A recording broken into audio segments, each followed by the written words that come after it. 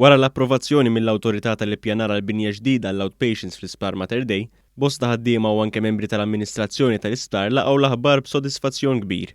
One News tkellem ma' Carmen Ċantar, il-kap eżekuttiv tal-Fondazzjoni għas-Servizzi Mediċi, li spjegat kif din il-binja se jkollha fost l-oħrajn żona ta' parkeġġ li jesa sa 600 karozza u venda trasport pubbliku biex wieħed jevita l-konġestjoni ta' traffiku fiż-żona madwar l-isptar.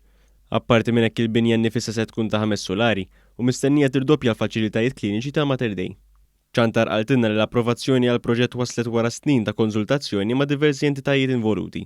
Huwa proġett importanti ħafna kemm għal Malta u kemm anki għaċ-ċittadini għaliex ovvjament aħna nixtiequ nkabru dejjem iktar is-servizzi li nagħtaw fl-outpatients, il-popolazzjoni qed tikber, allura dejjem ikollna bżonn li aħna niġu up to date mar requirements ta' Malta bażikament. Il-binja se tkun sinifikanti wkoll sabiex jissaħħaħ il-futur tas-servizz tas-saħħa f'Malta u Għawdex. Sadattant ovvjament kellimna ma' Transport Authority, mal-Infrastructure Malta, mal-Cultural Heritage, mal-ERA u diversi entitajiet sabiex ovvjament aħna ma niġux fl-aħħar u jkun hemm xi affarijiet li ma jkunux skont l-standards jew inkella requirements ambjentali li huma neċessarji. Allura kellna proċess kontinwu ta' konsultazzjoni all the way dawn l-aħħar 3 snin.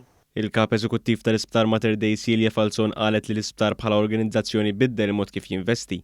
Spjegat li dan mhux investiment iżolat, għaliex anke fi żmien ta' pandemija saru investimenti oħra grazzi għall-appoġġ tal-Gvern. Għaw investiment enormi għaddej fis-settur tas-saħħa, investiment kontinwu ma bla wafqien. Sibna s-sapport aħna fil-pandemija ta' dak kollu li kellna bżonn, sibna s-sapport tal-Gvern li tagħna miljuni ta' flus ta' euros biex aħna investejnihom fit-tamir li kellna bżonn u fis-servizzi li kellna bżonn.